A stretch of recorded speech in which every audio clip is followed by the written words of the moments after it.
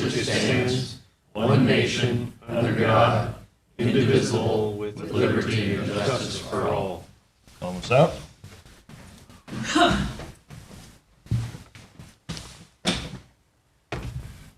Alrighty. First item we have, request approval of contract with Zero Res and authorized chair to sign. Could you say them on this morning, Dr. Lynch? Good morning, Commissioners. Good morning, sir. Looks like we're going to be spending some time with Dr. Lynch this morning, Mr. Chair. A little bit. All right, so Res is the carpet cleaning that we're going to do for Coos Health and Wellness. The cost is $11,308.04. We do this every other year, full clean of all the carpets and floors. I move we approve contract with Zero S and authorize board chair to sign. Second, Motion and a second. Discussion. so it's $5,600 a year, basically. Yeah. So, yeah. And then there's like spot cleaning that we do every year, so. Just because of my past work, I'm aware of it.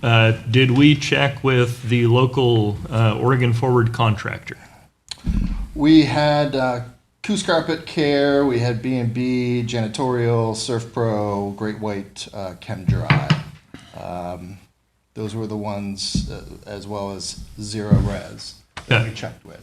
Yep. We do need to check with the state on this. Oregon Forward contractors are prioritized over the bid process. And I believe our local one does carpet cleaning. Who is that? Bay Area Enterprises, I used to run it. So I'm curious. We got a quote from B&B Janitorial, carpet only, for $2,480. That's for 2 years. That $2,480. I'm wondering how much carpet is there versus how much hard floor. Very little hard floor. So, okay.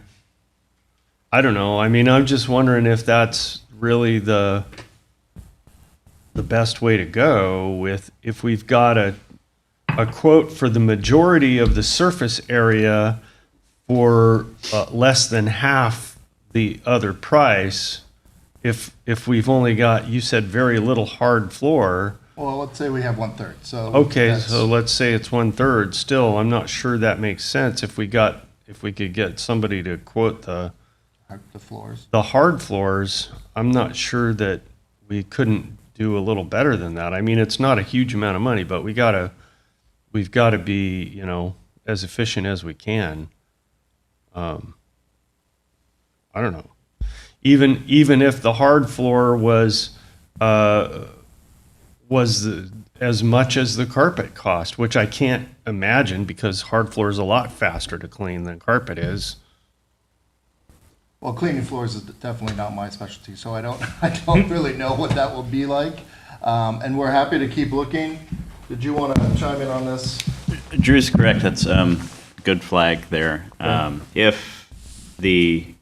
If there is a Oregon Forward contractor that's able to meet our needs and our timeline, and they're available, then that does sort of supersede the quotes process. So we would need to The select problem them. we had with them is it's always expensive and didn't do a very good job. I can probably talk to him about it. Well, you did before, Well, and I can't believe that we have to use them if they're way higher than everything else, which is what it was before. Yeah. And that's why we replaced them with our own people. They get all kinds of, that's how expensive That's that allowable. was. Pardon me? Using your own people is allowable. That does bypass. Yeah, but it's a ridiculous rule. Yes, Yeah. we have to change that, but it's just That'd be a state law. crazy. And some of our barriers, just some additional information, is if they can do it all at once, and they can do it on the weekends. We don't want to have to close down and not be able to see clients or close off half the building. because that won't help our community. So that's why we did not go with Serpro, and that's why we did go with the zero. Given the circumstances here, I think it would be prudent that we really document the specific operational factors that we have, and if there's such that, we can't work with them, that, we need to have it done on a weekend or after hours or whatever. I think we should document that. So maybe we should go back to the drawing board on it. Yeah, and- absolutely. I know Yeah. that there was an email chain documenting what we needed that you were copied on with that. Yeah. So happy to revisit this and come back. I'll withdraw my motion. And I will withdraw my second. Yeah. Okay, No motion, no second. We'll do a check with the OFC and come back to it. And to clarify, I don't blame anybody for not knowing of it. No. We've had some shifts in leadership over there, and a lot of folks aren't familiar with it. We referred to ourselves as the forgotten child of social services. Next one we have request approval of contract with South Coast Regional Early Learning Hub and authorize Dr. Lynch to sign.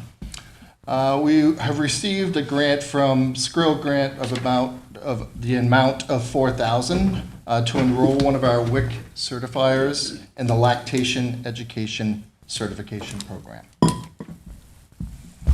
I move we approve the contract with South Coast Regional Early Learning Hub and authorize interim director Tim Lynch to DocuSign. second? Motion and a second. Discussion. No, sir. All in favor? Aye. Aye. Motion passes. Next one, request approval of Roundhouse Foundation grant agreement and authorize Dr. Lynch to sign. Right. The Roundhouse awarded $16,500 to Coos Ready program to increase awareness for emergency preparedness among adults 50 plus and people with disabilities and prevention of eviction for at-risk individuals. Coos Health and Wellness will provide community education workshops about emergency safety awareness, preparedness, and maintaining safety and clutter-free living for our community. Mr. Chair, I move to approve the Roundhouse Foundation grant agreement and authorize interim director Tim Lynch to sign. Second. Motion and a second. Discussion. Who will do this work, Tim? Hi. I brought Cynthia Rodriguez here from our Hi, Cynthia. preparedness. Good morning, Cynthia. And time-wise, this will leave her time to do other things she is doing, or is this her primary focus? I will have time to do both. So our plan is to do throughout the whole this fiscal year, all over Coos County, about 7 workshops. Oh, okay. Good. Right? And this is working with other team members as well. So this funding is paying for Cynthia's salary time while she's working on that, more Time or and less. supplies. Yep. Supplies, so you're going to have some refreshments and stuff that you Yes. provide. Okay. All right, Yep. very good. All in favor? Aye. Aye. Motion passes. Next one.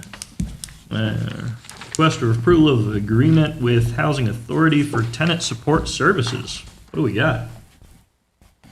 Coos Health and Wellness will provide services and support to tenants residing in the permanent supportive housing units within North Bend Housing Project. CHW will coordinate with the project owner and its designated property manager contractor to develop staff and support plans for the project best meets the needs of the project and individual tenants. Expenditures will generally align with OHCS approved budget. This project currently is included annually up to $196,000 in personal costs, $15,000 in transportation and outreach costs, $8,000 in IT, $5,000 related electrical health records, and $40,000 in indirect administration costs. Total estimate is $264,000. I move we approve and sign the agreement with North Bend City Housing Authority. Second. Motion and a second, discussion. How many, are these related to the mental health units? Yes, David Giels with Coos Health and Wellness. Yeah, these are, if you haven't been by, I might invite you certainly to go by on Broadway in North Bend, Broadway in Virginia. Out of the old Bangor School project has emerged this quite impressive set of buildings, and they're beginning to be opening for tenancy in early October. So the first buildings will be available, and we've been working with the Housing Authority for about, I think, over 4 years now on the development of that project. And we've been focused specifically on 20 units of the project, which is available for people with mental illness. The project is much larger and has a wide variety of needs, but we've been focused mostly on that. So that's due to be open in October, and our plan along had been to hire 2 employees to go and provide support services to those people that are in that unit. And so that's essentially we're at that point where everything else is lined up, and so that's why we bring this contract before you all for your review and approval. Two specific to the mental health units or more broadly? Pardon? Well, I know when I was at Orca, we looked at, they were talking to us about providing case managers for all of the people in the apartments. Oh. Is this specifically mental health? This will be specifically for the 20 units Yeah. designated. Yes, yes. There is some language in the contract that basically says if we have capacity, we'll serve people outside in a broader way. But the main focus in the funding is related to those 20 units. Now, Okay. if we have staff that don't have enough to do, then Some we'll outreach. expand to work with people in the other units. Cool. But their needs should not be as high as would be in these 20 units. Yeah. So. Where are the 20 units? So they're located what they call Building A, which is that first building right on Broadway. Okay, I thought. And that one has all the offices in it as well on the first floor. So there's a community room there. There's some staff offices for us to work out of. The property manager will also be there. So all those offices are in that first building. They're not as much in the other buildings in that complex. David, how many units does this bring Coos Health and Wellness to in the overall? housing that you are providing? That's would I involve- wish I had that number off my head. Indirect. We have direct ones that we contract with, and indirect. Overall, I think the scope is probably 75 units or so altogether. Although we directly manage a much smaller component of those, and so. So indirect, you're paying the rent on another unit, is that what So- that means? Or- Well, you're paying Columbia Care, right? So these are part of, you guys are talking about some of the different projects and the different ways we've managed Yeah. them. And we've managed them differently over different times based on funding sources and whatever. We've tried to take advantage of whatever was available. And this project is another one. If you all recall, this is really the first large scale housing opportunity that we've had funded here in literally decades. And it was partly you all and other organizations, political organizations that helped push this. It had been turned down, I think, 2 or 3 times before it was approved. And partly it was your efforts and other efforts of people to say, hey, the South Coast here, we deserve the same benefits and advantages that other communities have had. And so it's really, and the nice thing that I get excited about is this is one and another opportunity. I mean, the Englewood School project is getting underway as well. The housing property behind Cascade is also getting going. The Glory Day Lutheran on Thompson also has been working an effort that also looks like it's got some approval. So we're really starting to see some significant changes in terms of housing, which hopefully will help everybody in the community, maybe lower rents and some of the costs associated with it, and just open up opportunities for people around housing that we just have not had for quite a while. So Where's the Cascade project? You meant? that's the 400 400 units. Okay, yeah. Yeah. Yeah. And I think the first Or Kmart. 8 or 10 units are being built, and I think I've seen them advertised for sale. Supposed to be rollout 30 to 40 a year until they reach 400. Yeah, yeah. Context on demand as far as low income goes.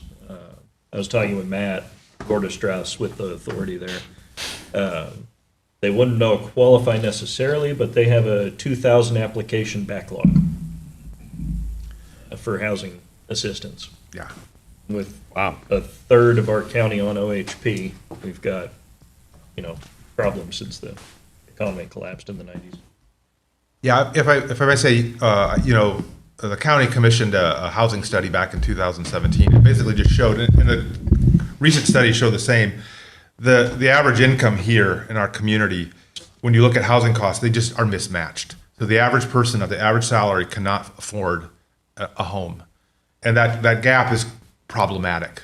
Like, I think our wages in our community are about 20,000 less than the state average, and the housing prices are not any less. So that disparity has caused us significant problems. There was an interesting factor in that same study, though, because we sometimes hear pushback on things like the project behind Cascade, that it's not low income. That study in 2017 showed we needed 50% low income, 30% middle, and 20% high. So that's why it's important we get anything built, because it addresses the compression on the market. Yeah. May I clarify one thing? I just, correct me if I'm wrong, David, but I believe these are not our tenants. It's not housing that we're providing. It's an agreement where we will be on site to offer services and the same sort of slate of services that we always provide. But we're not directly providing the housing on this project, or I think many others. So Yeah, we are, and this is the case with other projects that we help with. We're not owning this project. We're actually not even property managing it. We're providing just the supportive services within that project. So it's kind of a role that we're familiar with. We do this same kind of role with a lot of other situations, which is just help support people in their housing. Do you have control over who We do is not. housed there? We do not. You're like other things. You're beholden to the things that got you there, and so this project is funded by the Oregon Housing and Community Services, and so there's a very clear process. So there is a housing list that's prioritized by certain conditions, how the project was built, and it depends on when you get on that list. You just draw down from the list, and then you show up. You get an opportunity to rent that unit, and then you go down. So it is focused on people that have mental health issues and issues with being homeless, but we don't control how that goes. Now, most of those folks are the folks that we serve. So and that was why we got on early, is because we recognized from our own research that we had a lot of folks that were basically in our community that had lived here for a long time with severe mental illness that were basically without a house. And so Did not Coos Health and Wellness contribute significantly to the cost of these? The nice thing also about this is it's completely cost neutral to us. So we're not having to spend any money. Any services, that all the costs of our staff that are doing the work are going to be. I'm not talking about the services. I'm talking about the construction.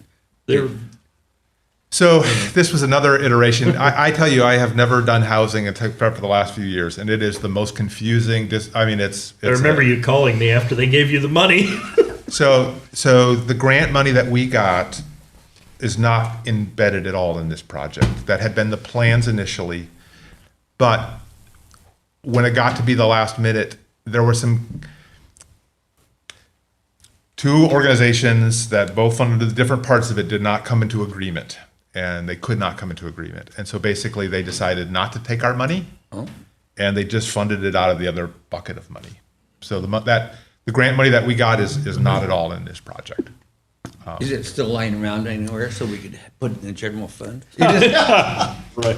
2 mill house. I appreciate that, John. I recognize the sentiment, but unfortunately, we cannot do that, as you will probably know. figured as much. But no, actually, it was very fortunate. We were able to basically, as you all know, we took quite a severe funding reduction from our CCO contract in this last year. And in part, how we were able to do that is some of the housing money, we were able to divert that and use that to cover some of our housing expenses. And so we basically have a plan to cover a lot of the housing things that we've been doing for the next 5 years out of that. So that money is really going to good purposes. And if we didn't have that, we probably would have had to dial back some of these things. So the money's going to good use. It was just not what we had thought we were going to do with it. That's correct. I'm glad you clarified that, because Yeah. I've been telling people differently. It was a last minute thing. I was actually really surprised as well. I could not believe that, and I don't remember how much we were going to contribute, but it was significant.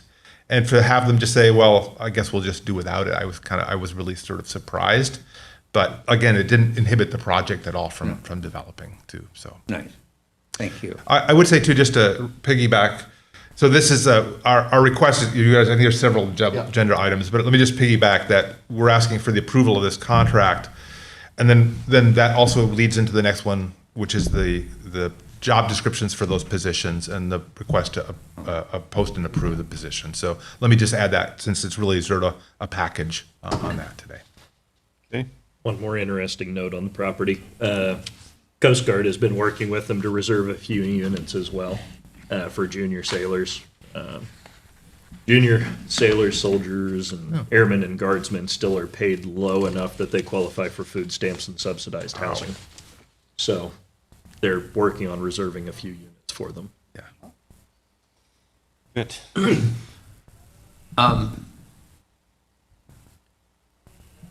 Bothers me a little bit. A little bit.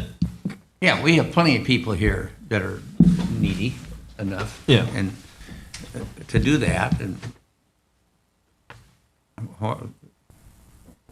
so why isn't the Coast Guard taking care of their own people? They're also working on construction projects with Salvation Army. I've been working with them with soccer and the others to build their own units. But Okay. All in favor? I Motion passes. Next one, request approval of job description for MHA 2 permanent housing support position. How do we Package do? deal. Yep. Same deal?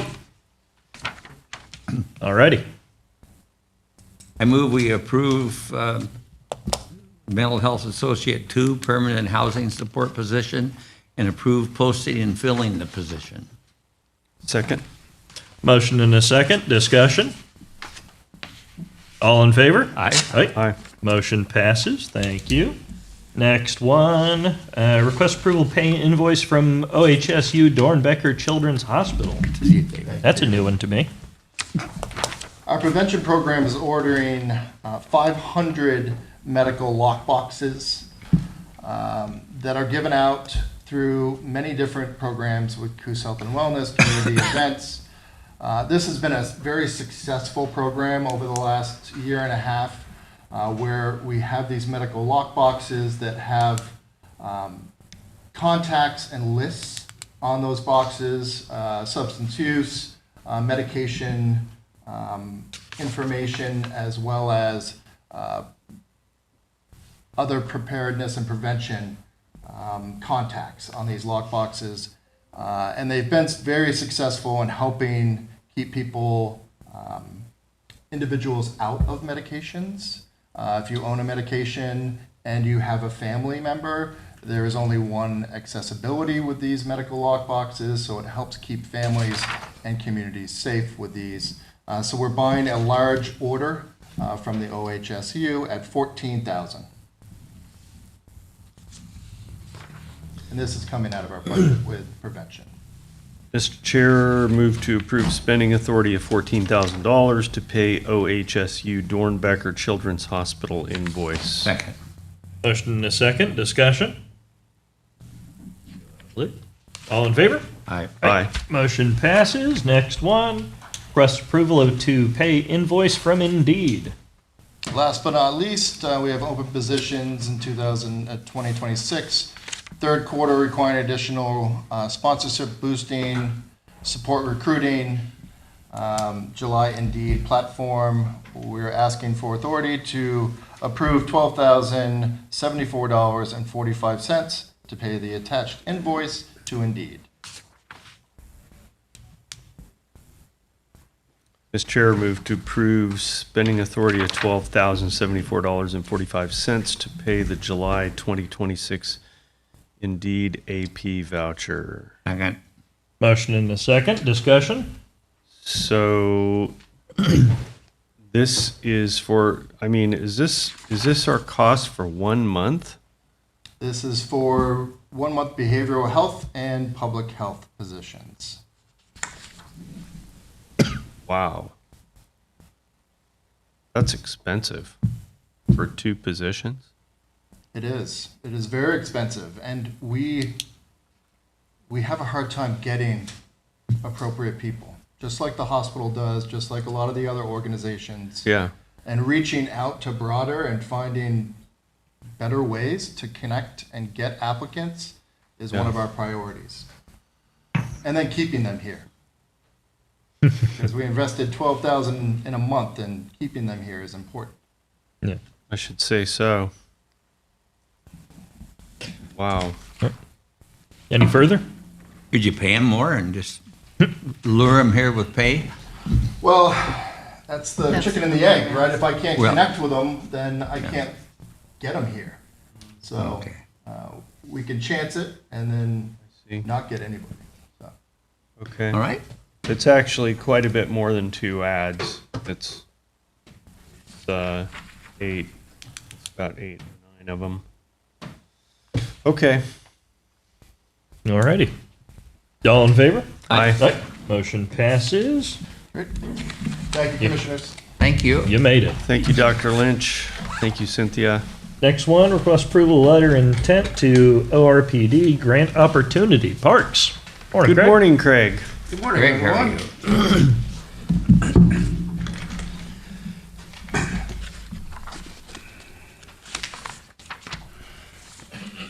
The Parks Department would like permission to reapply for the County Opportunity Grant with ORPD for the Riley Ranch D-Loop restroom. We have a letter of intent that we send in to them, signed by the 3 commissioners, and then we send in our application, which is due by the end of October. I move we approve signing a new letter of intent for the Riley Ranch D-Loop restroom grant and allow Parks Director to submit the letter with grant application to Oregon Parks and Recreation Department. Second. Motion and a second. Discussion. Is this the bathroom we've been working on for 3 years with DEQ? No, And more it's than gonna go, that. Yeah. yes, with the DEQ drag, problem that we had. However, I have discovered that I was sent a thing from our engineer that did the all of our plans and so forth, and we're gonna have to do this in basically 3 stages or phases. It would be phases, and this would be phase number 2, because just the septic system itself is almost $600,000. Just for the septic system. That's not Wow. including the building, or the sidewalks or anything else. So then next year, I'm going to reapply again also for the restroom building, which is close to $400,000 just for the building. And I found out that they have less than $1 million to distribute this year to all the counties for this opportunity grant. So I'm thinking, because if it's going to be a 50-50 grant, we're going to, try to go after $300,000, and that's going to be a big chunk of that $900,000 that they have to distribute this year. So I'm hoping that we get it. Good. Yeah. So it'll be a 3-phase thing. So next year I'll be coming back again to apply for the actual building grant. Good. All righty. All in favor? Aye. Motion passes. Thank you. you. Thanks, Craig. Next one, request adoption of sole source findings, award contract for pavement condition survey, roads. Good morning, Paul. So we have a sole source procurement with Capital Assets and Pavement Services, Inc. They've been doing our pavement condition surveys and helping with our pavement management for a couple decades now. This contract includes an update to our pavement management program, as well as a pavement condition survey of all of our major collectors, minor collectors, and local roads, so basically all of our road system that we maintain. Our pavement management program will be updated along with, they'll be doing a reinspection of all of our major collector roads, which we're required to do by House Bill 2017, and report the results of those inspections. Mr. Chair, move to approve sole source finding and award and sign the contract for pavement condition survey with Capital Asset and Pavement Services, Inc., not to exceed $29,900. Second. Motion and a second. Discussion. Anybody else? Hearing none. All in favor? Aye. Motion passes. Thank you, Paul. Thank you. Next one, request approval of TOPS agreement with the sheriff. Morning, Gabe. Good morning, gentlemen. Morning, Sheriff. How you holding up? I'm all right. How are you guys? Oh, good. It's a beautiful Tuesday. Yeah. Just that TOPS agreement. This is actually just the remaining two, Mahaffey Tree Farm and Coquille Indian Tribe. The rest we did approval a couple weeks ago. So they come in sporadically, unfortunately, and we try to get them turned out as quick as possible so we can get them back to them. So that's I it. move we approve and sign the attached contracts and agreements. Second. Motion and a second. Discussion. Again, I want to ask that we, as we going ahead, that we are really careful about getting back what people cost us, including our overhead allocation, because that is part of the cost. And it's every little penny, and it's more than a penny. Absolutely. Counts. And we did raise they all agreed, we did raise the percentage. I don't remember what the percentage increase was. Yeah. Not terribly long ago, maybe a year. I'd certainly look at it, but we can certainly look at it, but I would be concerned about increasing it too much. Yeah, well, we have to be, we can't gouge, but Yeah. we need to cover our costs. And I see nothing wrong with covering our costs and making a little money either. Yes, sir. Someone else's money. We might as well get. Any further? All in favor? Right. Motion passes. Wrong. Next, request approval to purchase computers. Just that, these are, we budgeted for them, they're all end of life, it's 8 Surface Pros, and, actually, it's all just Surface Pros. These are what's gonna be, going in the cars, the vehicles, for a total of $24,414.48. Does include keyboards, et cetera, that are needed for function. Actually, I think the new quote is $25,204, right? Yes, sir. Yeah. Yeah, you're right. I move we approve the purchase. Thank you. Second. Motion and a second. Discussion. Yeah. All in favor? Aye. Motion passes. Thank you. Thank you. Thank you, sir. gentlemen. Hope you have a great day and Thanks, week. Gabe. Next one, request approval of maintenance agreement with Center for Internet Security and authorize IT director to sign. Morning, Darius. Hey, Darius. Hi, Darius. Good morning, Commissioners. So this morning, we're seeking approval to renew our contract for the Albert Sensor service, which is provided by the Center for Internet Security. It's a tool that scans all the incoming and outgoing traffic for malicious or even possibly malicious traffic. It will send an alert to their NOC. Their NOC will investigate, and if they think it needs to be responded to immediately, they will contact us off hours. The really important thing about this is we cannot afford to have 24/7 staff. So when we're not here, somebody's got an eye. If there's anything going on, we can address it as quickly as possible. Mr. Chair, move to approve the purchase of CIS Albert SM primary sensor for $13,560. Authorized. And authorize IT director to sign. That was in an odd place. Okay.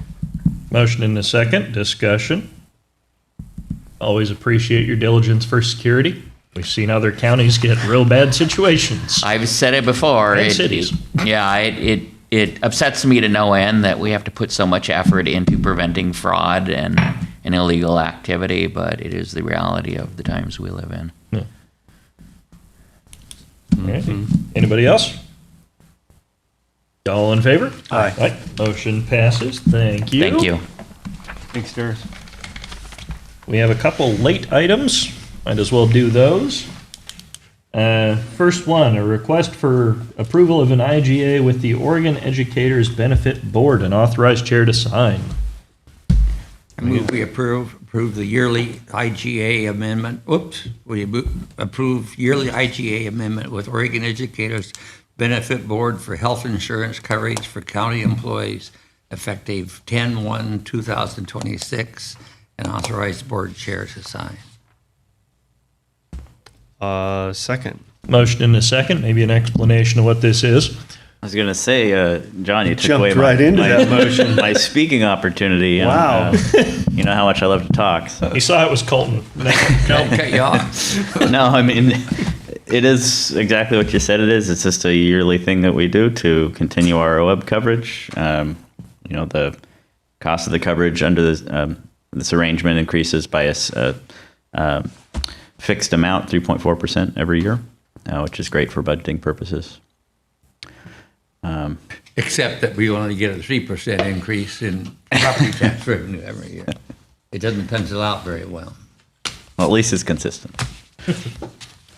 Consistently putting us further behind. Yes. Ready? Keep digging. Anybody got anything else? No. All in favor? Aye. Aye. Motion passes. Next one. Hold it, I want to go back. I want to know why is it fixed at 3.4? There must be factors that, and I'm not suggesting we fight this fight right now, but. Yeah, I'm not as familiar with the no history. matter what, whether it's less or the cost of living is less or more than that, they're getting 3.4. You said it's an every year thing. Yeah, I mean, I think relative to our other plans, we've seen much higher increases than 3.4%. So I'm not as familiar with the coverage as Caroline would be.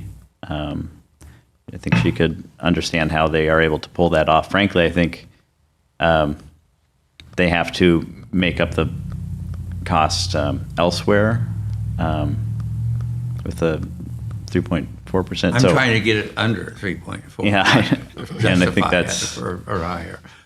I think that would be difficult given the reality of health insurance today. I think insurances are going down. Some I've seen of my own are going down. Not the ones I've seen. But, Okay, well, look harder. No.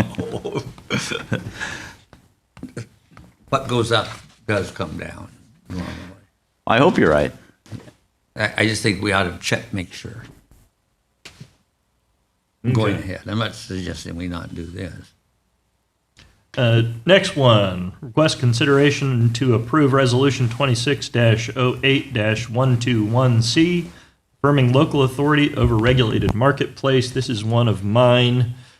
Some folks came in from U Strategies. I see one of you here. And on behalf of Philip Morris International, encouraging us to pass a resolution that opposes the state passing blanket restrictions on flavored tobacco products. I believe the concern being that in an effort to reduce youth usage of tobacco products, the state may pursue a blanket ban on flavored tobacco products. However, if they do a blanket ban, that also includes things like, I think vapes was their primary interest, but it would also include things like the wintergreen chew that a lot of folks use around here. Probably shouldn't, but they do. And dipped cigars, a lot of other products that are flavored tobacco. Whereas my preference would be investment in youth prevention efforts. I know when I started smoking, it wasn't flavored. Let's see. But the resolution is here for you to read. I see folks reading it. I am inclined, because of the effort to ensure the state does not preempt our authority to pass our own efforts. On the other hand, we'll note, I have an inherent distrust of lobbyists. So I appreciate any discussion. Could we ask the lobbyist to explain this Yes. a little bit more? Thank you.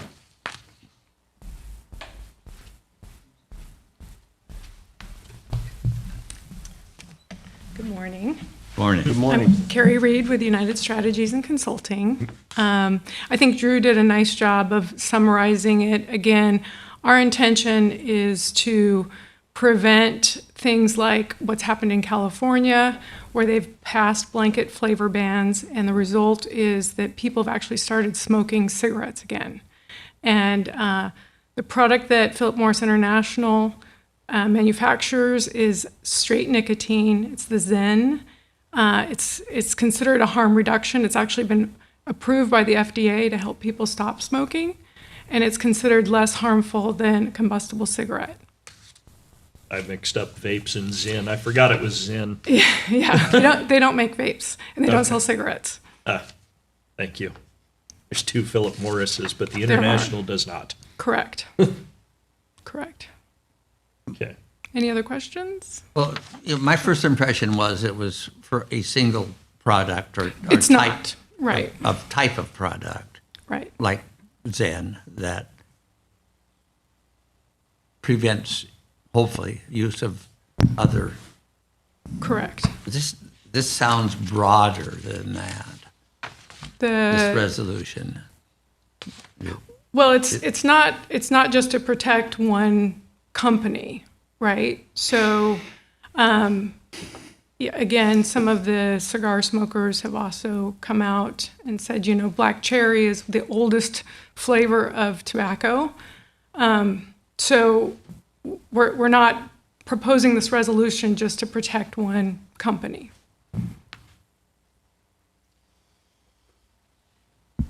Well, I certainly do like the flavor of local control. Right. It tastes good. Well done. But isn't the purpose of this resolution to say that we will not be adopting those sorts of blanket flavor bans that we've seen in California? It's Yeah. sort of taking, Yeah. it is a resolution that's non-binding. You guys could do what you want in the future, but it is I think the purpose of the resolution is to get us to indicate that we're not going to use our local authority. So in a lot of ways, the resolution is sort of restricting. Well, we're using Well- our local authority to retain local autonomy. I see where Colton's also coming from, though, because let's use an example. If someone were to blend tobacco and kratom, did we just say we won't restrict tobacco products? Well, I think we still retain the ability to do that Yeah, in an instance where there is a need. we do. Sure. But in any case, we don't want those things determined in Salem on Yeah. our behalf. Because Agreed. they're crazy up there That is true. and not terribly bright. If I may, this is a resolution to say we've got this at the local level. Yeah. We're choosing to enforce youth prevention through measures like retail enforcement and other things, and we don't need a state ban to help control this issue. Right.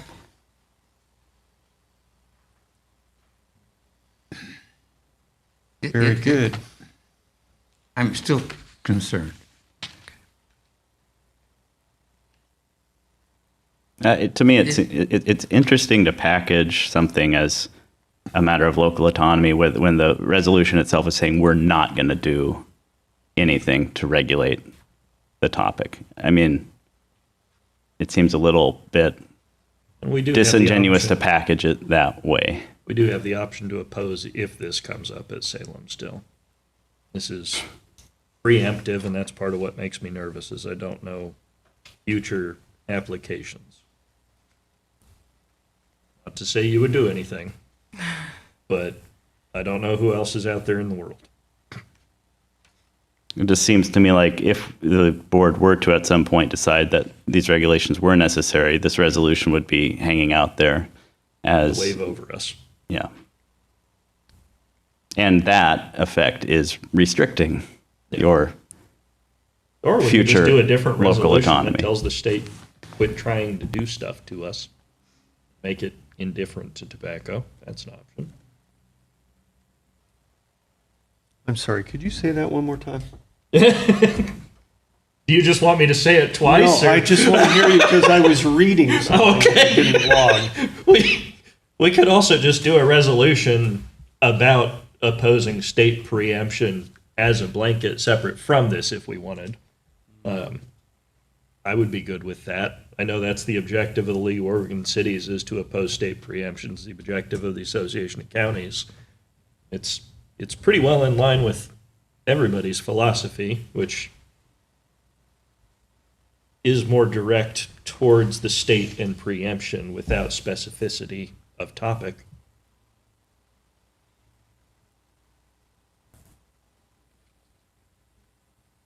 What do you think, John? I liked what you explained to me when you explained it to me. Okay. I don't like this. Okay. What, can I ask what specifically is troubling you with the resolution? Yeah, What language? well,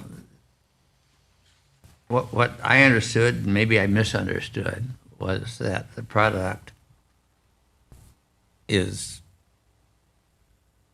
a substitute, a healthier substitute for Yes. than smoking. Yes.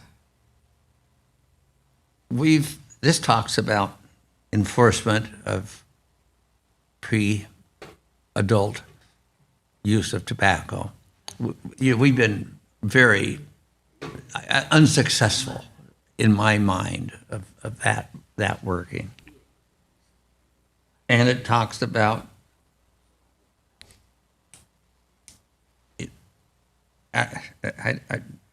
tobacco, nicotine are not good.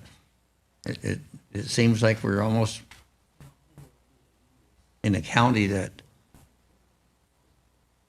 is one of the highest users of that. We should be holding back, not encouraging.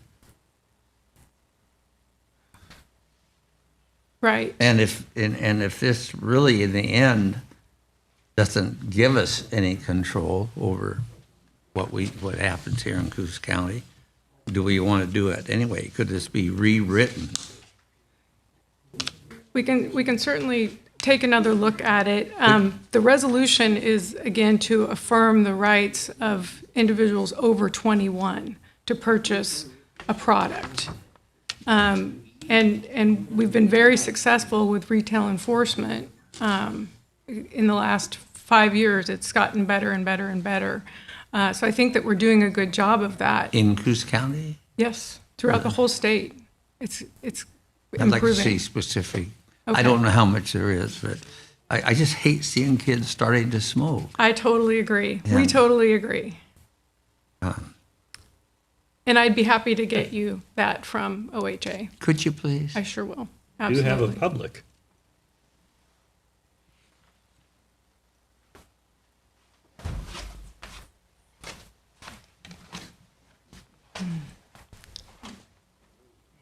Good morning, Commissioners. As you know, my name is David Jennings. I live here in Coquille.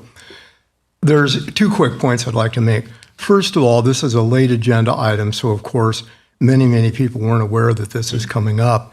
It might be a good idea, it might not, but I think it should be the kind of thing that there is a notice, and I think it would be good maybe if we heard some other viewpoints on this. Certainly, as I think you know, I certainly favor local control. On the other hand, this is a complicated issue. I don't know whether you want to ask anything of your health and wellness about what their opinion of this is, but there are probably other people in the community that may well have opinions on something like this. It's an important issue. If you want to adopt a resolution like this, I'd recommend that you tailor it somewhat more narrowly and that you have notice and you hear from multiple viewpoints on it before proceeding, and I don't think doing that today would be appropriate. Anyway, thank you for listening. If you have any questions, I'd be glad to answer. I don't really know a lot about this, so I probably couldn't give you much insight except what I already have. Didn't you have a lot of experience with youth, though? Well, I have an awful lot of experience with youth, and it's a complicated subject. Troubled youth. With troubled youth and actually kids that aren't necessarily that troubled. And it is a complicated issue, and that's why, like I said, I think it'd be good to have some viewpoints on it. And certainly local control is good, but as county council has pointed out, to some degree, this kind of restricts some of your options. Maybe not since it's not binding, but it might. In any case, I think a little bit more thought on this and a little bit better diversity of viewpoint with notice might well be appropriate in this case. And I am good with that. Yeah, Mr. Chair, Mr. Jennings' comments line up with one thing I was going to say, which was that I think that this would be an appropriate thing to table for a further consideration before we move to an adoption. Because I, as much as I favor local control as previously stated, I do want to make sure that we've considered all of the ramifications of this before we move it forward. And of course, I'll note it would have been nice to let you know about this beforehand, but as you know, public meeting law prohibits this. So we had to do it this way. Sure. Yeah, so thanks for nothing, OGEC. Yep. Yeah, you've stymied Thank you yet for this another long trip over. process. Thank you very much for your input there, ma'am. All righty. Okay, And move approval of the consent calendar. second. Motion and a second. Discussion. All in favor? Aye. Aye. Motion passes. Thank you. And next one, Commissioner report. I don't remember who I picked on last time, so John. Picked on me I last. think John. Oh, I did? Okay, you. Oh, it's Rob. me. Oh, okay. Commissioner What about your- Taylor. What about you? Huh? You haven't been first for a long time. No, that's because I'm chair. I've enjoyed this. All right, I'll go first. So some of what's been going on, still talking about the percentage of income tax coming back to local governments. That has gone by the League of Oregon Cities. They got back to me. They are focused on an education effort for the public throughout the state on how local governments are funded compared to how the state is funded. That would be an integral component of any push to get a percentage of income tax back to local governments. So I'm still happy with that result. It's not a direct support, but it is a necessary support. I have a meeting this week with the main person with the Association of Counties that handles our governance and revenue. That's our representative to the Association of Counties. Our staff are there to talk about this proposal, so that'll be good. I was playing with numbers, as I usually do, and looking back from 2013 to 2023, the rate of increase of income tax revenues, which go to the state, not counties, was 112%, whereas the rate of property tax increase in that same time frame, which is what goes to the general fund of counties, was a little over 68%. So a substantial gap in how our general funds are funded, and that's not including the fact that Coos County, of course, receives less than a third as much to its general fund as the average county in Oregon does, just based on permanent tax rate. So to balance out the difference between property tax and income tax increases would require the state to return about 11% of income taxes back to cities and counties. That's over $6 million to the county in the case of Coos, with over $4 million going to cities if that were to be balanced out annually. So that effort is still moving forward with a little more specific numbers, a little more targeting going on in this. Looking forward to the Association of Counties meeting so that we can start bringing this to larger boards at that part. Went with, let's see, U.S. Forest Service. The Lakeside project is still being discussed. The federal government has engaged a contractor to, I believe they worded it as mediate between the U.S. Forest Service, City of Lakeside, and ourselves about how keeping the forest around the Lakeside Cemetery clean is going to take place. A lot of complexity in there, but I think it is probably easier than forming the large committee that they did, but that's how they chose to do it. A little engagement with legislators and the city of Portland. So About 90% of the fuel storage for Oregon exists on a 6-mile stretch within the city of Portland. They have a proposal to reduce that storage capacity by 20%, which impacts the entire state because that's 90% of the entire state's storage. So I have a meeting with one of their counselors. I've talked with legislators and have been on a couple meetings. I think it's this week. I have a meeting coming up with Oregon Department of Energy about that and the International Port Project. But also discussing how we might make it so one city doesn't control 90% of Oregon's fuel. This was needed as recently as November of last year when the Olympic pipeline was having issues. That storage is how the state balanced the fuel supply for everyone. Then the last one, just kind of to highlight, maybe for any public, we don't have a lot of public. Hi there. And then anybody online or anybody that watches in the future, highlighting some of the risks that our law enforcement look at when they do tasks that are even mundane seeming. So last week I went with, and the community development department, I went with our codes enforcement guy and one deputy to go tag some properties that are down in a partial holler down in Bunker Hill. A lot of vehicles parked in what is a county right-of-way, so it is not a place you can put a camper that has no truck. It was an immobilized camper dumped in what is a road, and other problem aspects down there.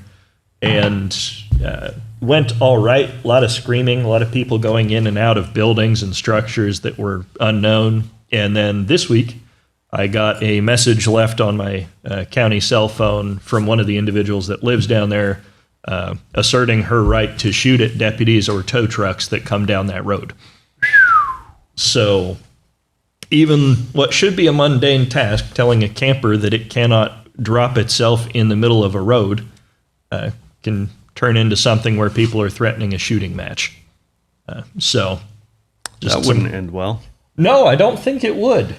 I forwarded that along so that folks know maybe don't send codes down there. Oh, yeah, no problem. But yeah, that's my stuff. Little things. Well, I'll jump in and speak about some things that were discussed at the Fair Board meeting last night, which were of import to me. I'll keep it brief, but there's no final financial reports on the fair yet because there are still disbursements and revenues that are not completed, and so it will be a month before we have that. But what did come to light was the fact that we have a total of 14 fair supervisors that are going to be vacating their positions.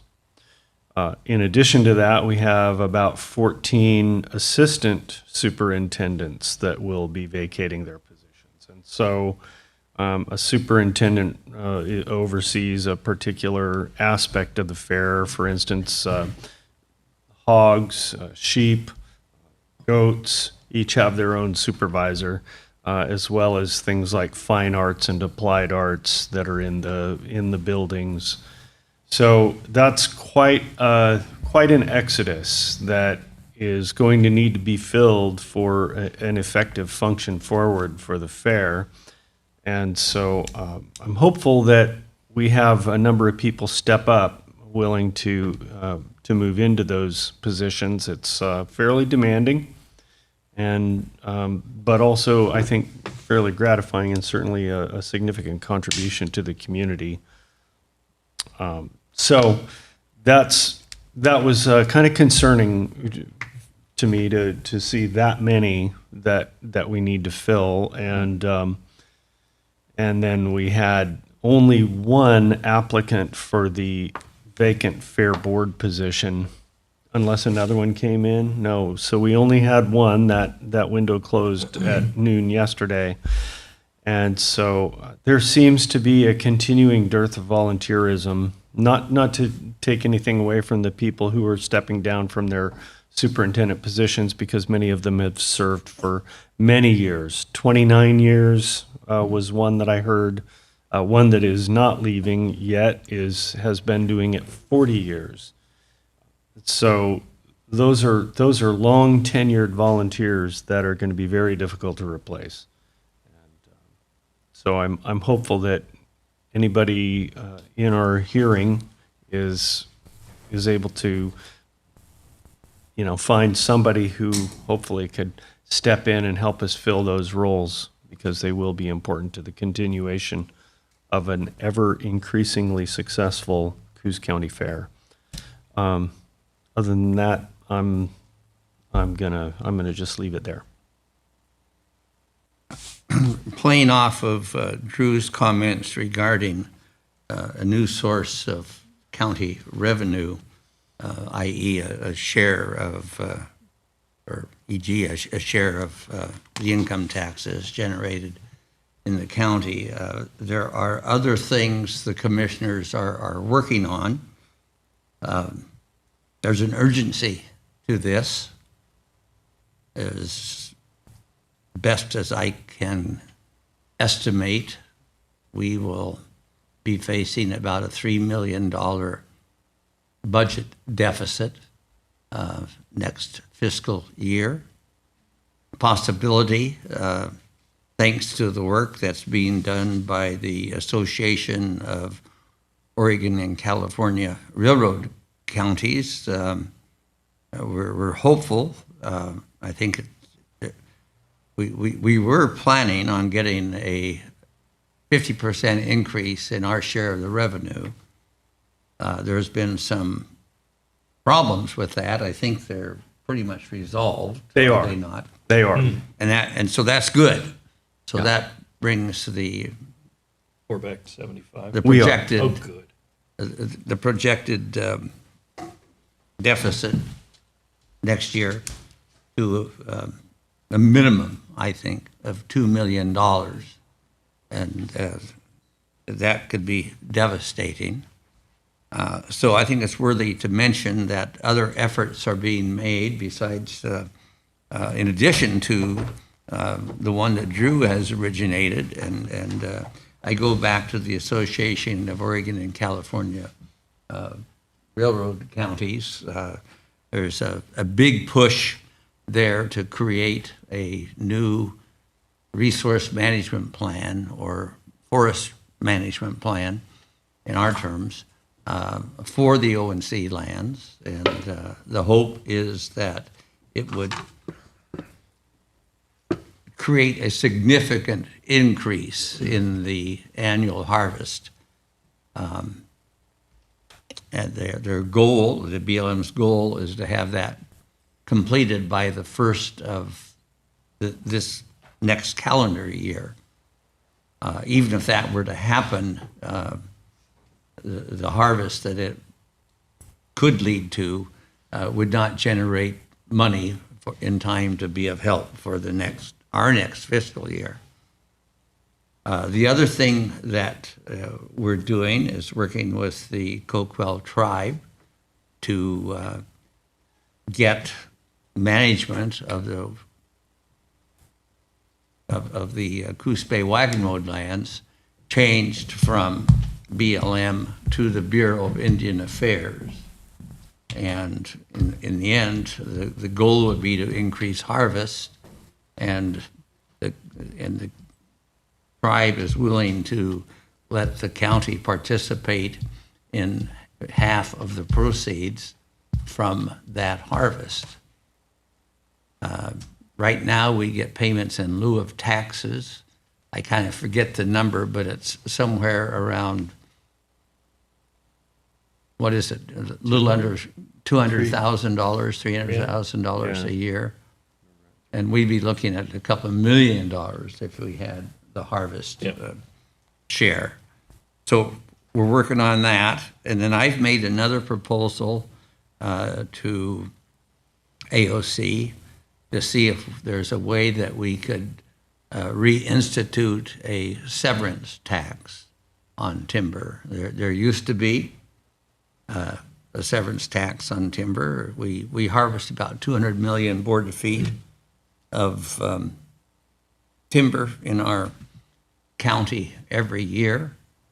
If that had a stumpage value of $500 a thousand, which would be conservative, that's $100 million of revenue. If a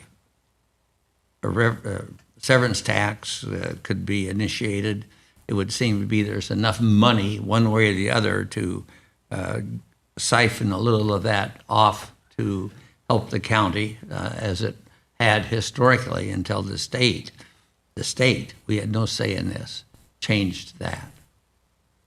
So there's 4 things in it we're working on. A share of the income taxes that come from the county going to the state, come back to the county. The increased revenues from the wagon roads, increased revenue share from the O&C lands, and then at last a severance tax. There's no assurance that any of this will happen, but we just have to find some different way other than property taxes to fund local governments, and particularly counties. We get a 3% increase in property taxes every year. It amounts to somewhere between 200 and 400,000. I don't think we've ever reached 400,000 since I've been here, and our general fund cost increased by about $1 million a year. So, and I don't think that you'll ever change 5 and 50, which is the legislation, or the 2 pieces of legislation that limit property tax growth to 3%. And thank heavens we have that. We have a housing affordability problem, and if people had to pay more property taxes, it would be even worse. So I think it's incumbent somehow on all of us that we find different ways of supporting local governments. Now, having said that, I would point out that our property tax rate, Coos County's property tax rate of $1.08 per $1,000 of taxable value is less than 1/3 of what the average county in the state charges.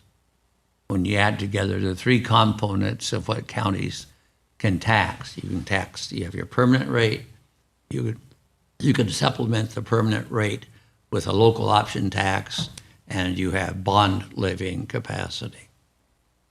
Add those 3 things. We only have one. We have no debt, so we don't have bonds.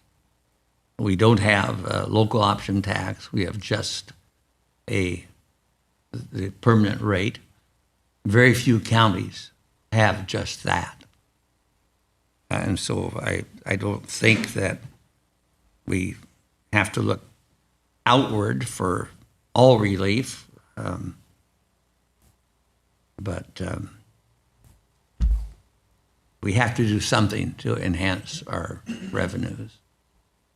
$2 million would equate to probably $2 million deficit if we were to deal with that by reducing staff. It would all have to be general fund staff. That's where the problem is. And that would be about 15 people, and that would be devastating. I don't know what, we'd lose a lot of very important services. So this is a very serious problem, one that's going to require a lot of thought and a lot of energy and some hard decisions. That's my good news for the day. That was cheery. Oh, yeah. All righty, that takes us to public comments. First one, Phil.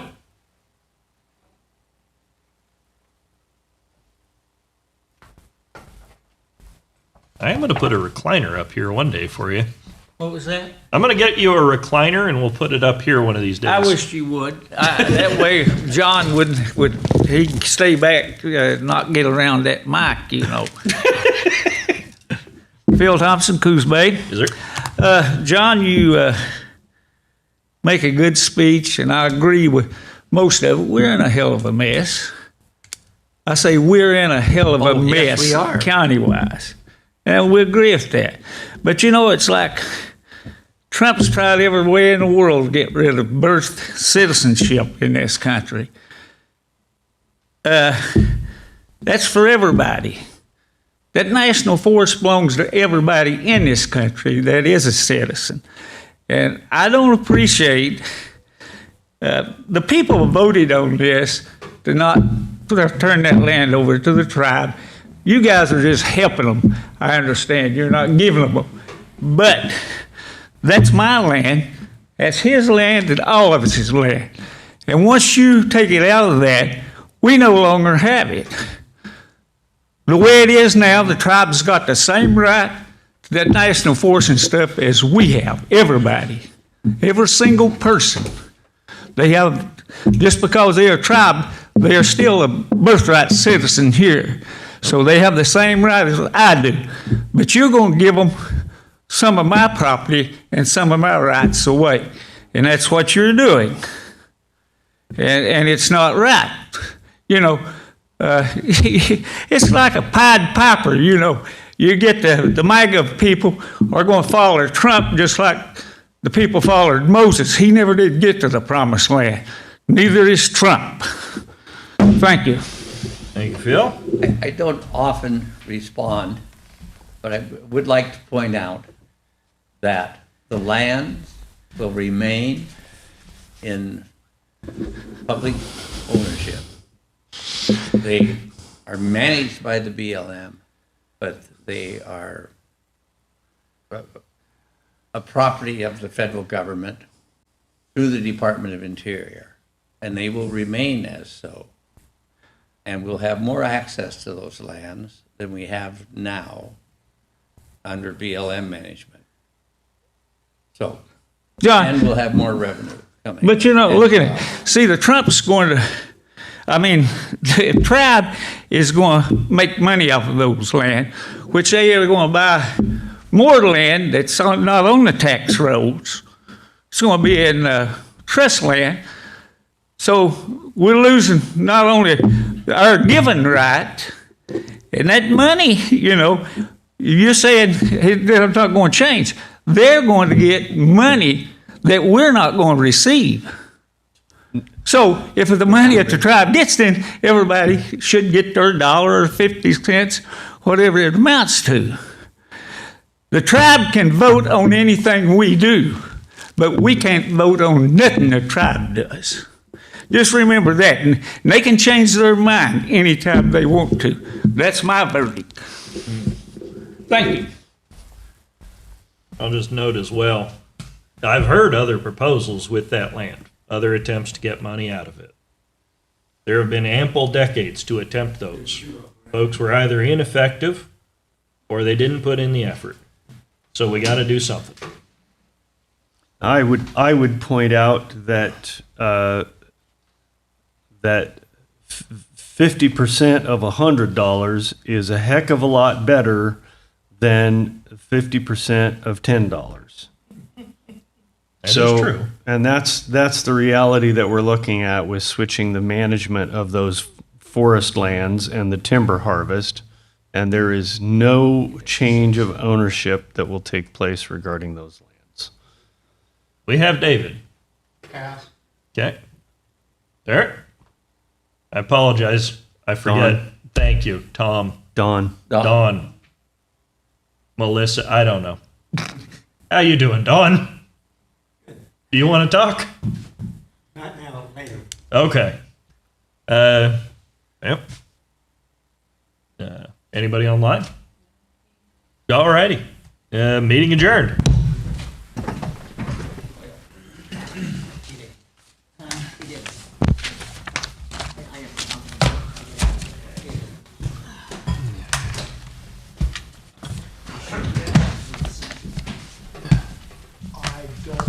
Thank you. Oh, yeah, no problem. Don? Say again? Having a